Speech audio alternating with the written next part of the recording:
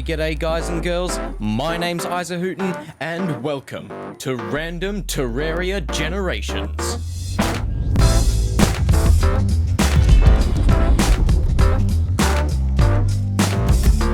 Yes, hello there, it is I, Zahoot, and welcome to this new series that I am calling RTG, or Random Terraria Generations, where you and I take a deep dive into some of Terraria's weirdest, wackiest, freakiest, funkiest, strangest, spookiest, I've run out of synonyms.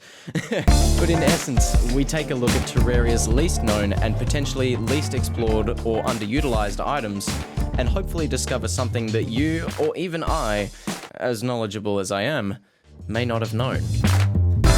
Terraria, as we all know, is an extremely vast game. It causes a sense of both shock, dread, and awe in its players, and in my many years of playing Terraria, many new, particularly peculiar items and mechanics have continued to intrigue me, to the point where I am continuously asking myself, what is that? What the f*** is that? So this series is for you who are like me, inquisitive adventurers who stumble across foreign and strange wares and seek to know not only their true purpose, but also, mainly, how they can benefit us. Stonks. And so it is with a humble heart and purest intent that I release upon you Random Terraria Generations.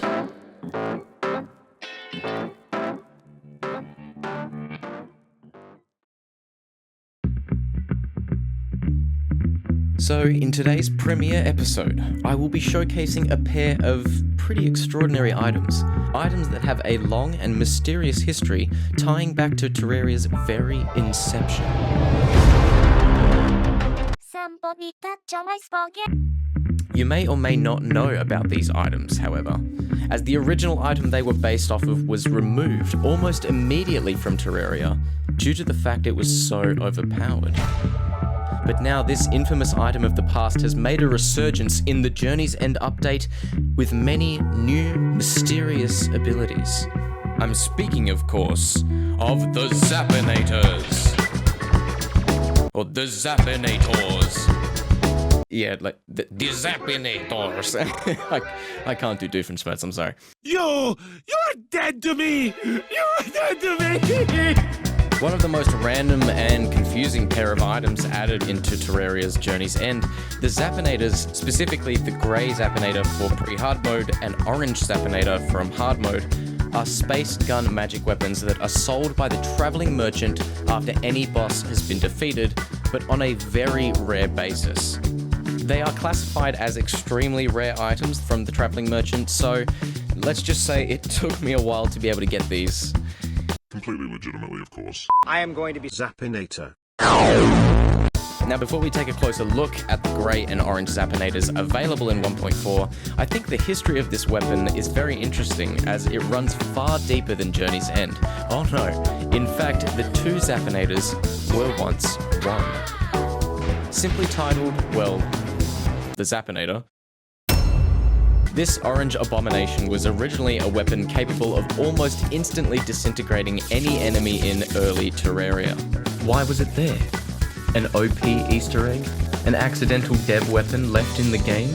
Its intended use may be up for speculation, but regardless, it was capable of destroying pretty much all of Terraria's initial enemies very effectively.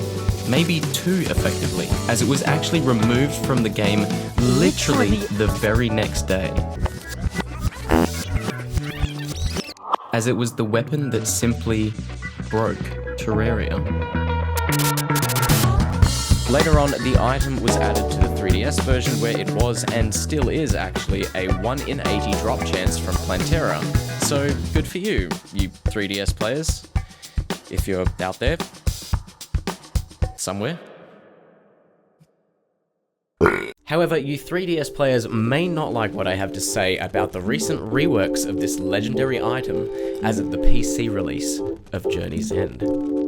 This is where it gets good, gamers. Starting in pre-hard mode, we start with the grey Zapinator. Upon first glance, this weapon doesn't really seem to be anything too impressive.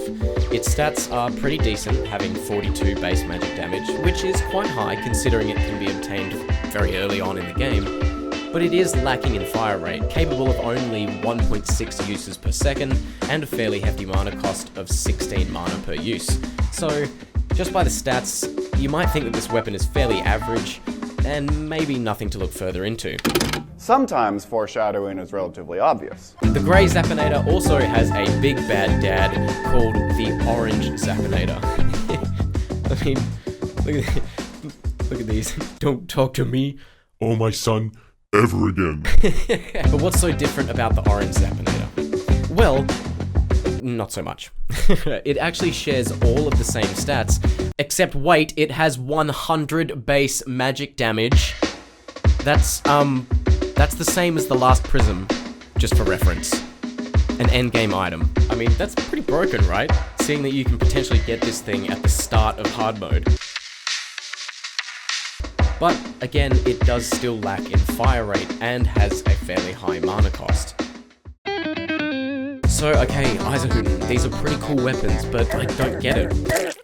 Why are you showing these off? I mean, surely these would be overshadowed by later hard mode magic weapons that can fire a lot quicker, right? Wrong!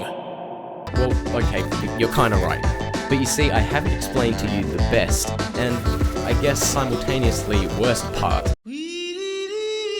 about these absolute gimmicks of weapons. You see, friends, this is where things get a little weird and wacky.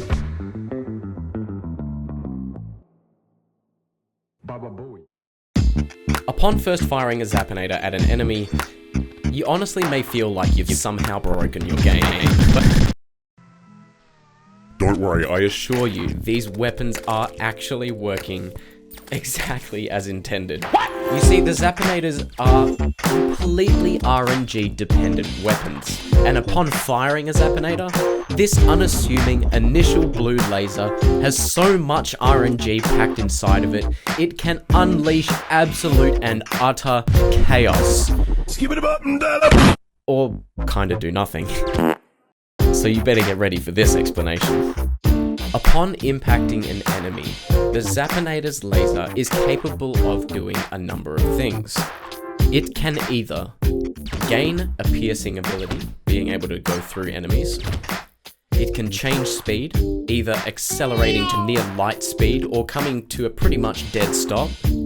It can teleport to a completely new location, either to a new enemy, or to the same enemy, or just to a random location. It can change orientation or seemingly bounce off of enemies. Sometimes a laser can just deal titanic knockback.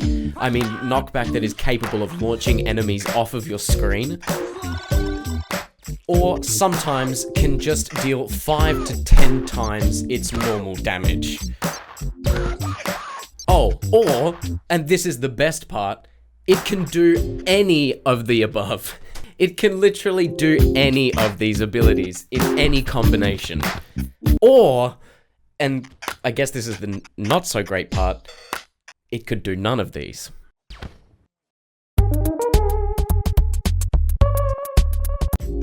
These weapons, these Zapinators, they are truly the Schrödinger's cat of weapons.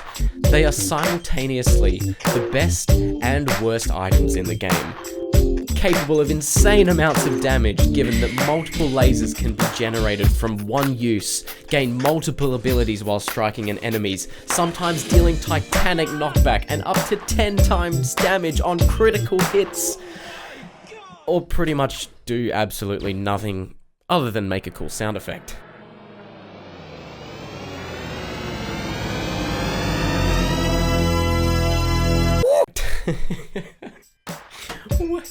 What is this video? And look, those of you who know me know that RNG isn't exactly my favorite thing in the world.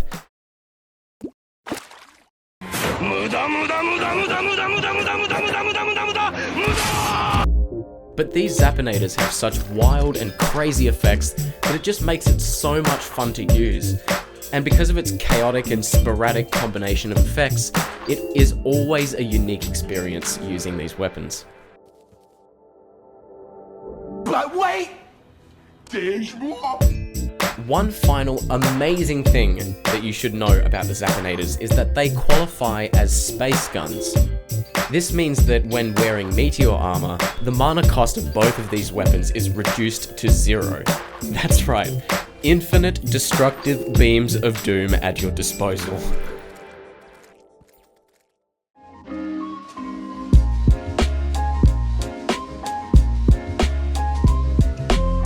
So, for my final thoughts on these guys and girls, in my opinion, the Zapinators are able to blast through pre-hard mode and most of hard mode quite easily as a magic type character, or with the meteor armor equipped, as it allows you to continually roll the dice of destruction and see what wonderful or maybe not so wonderful RNG feats the Zapinators are capable of. Because of the crazy combination of effects, the Zapinators are not just a meme weapon. I mean, they totally are. There are many better, more consistent weapons you can use. But they actually do stand by themselves as being rather useful in a wide variety of situations. If you're fighting a group of enemies, the piercing and the knockback and insane damage will make sure that they can't even touch you. This is especially effective against slower groups of enemies, and the Zapinators can even attack enemies that you may not even have known were there. I guess maybe just be careful around breakables, as the lasers, due to their unpredictable nature, could accidentally fire off and trigger something that you may not want to deal with right now.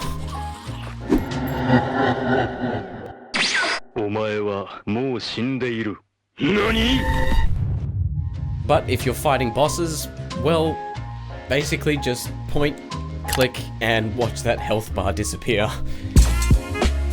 This proves extremely useful against slower enemies, for example slow-moving bosses like Plantera or Golem, or segment enemies like the Destroyer or the Eater of Worlds. But really, anything you set your sights on with this gun will be disintegrated pretty damn quickly. Admittedly, the Zapinators don't work as well on fast-moving bosses like Skeletron or Skeletron Prime, or Duke Fishron, or the Moonlord really. But with the right setup, I think it could be possible to take down each and every boss in Terraria with these weapons.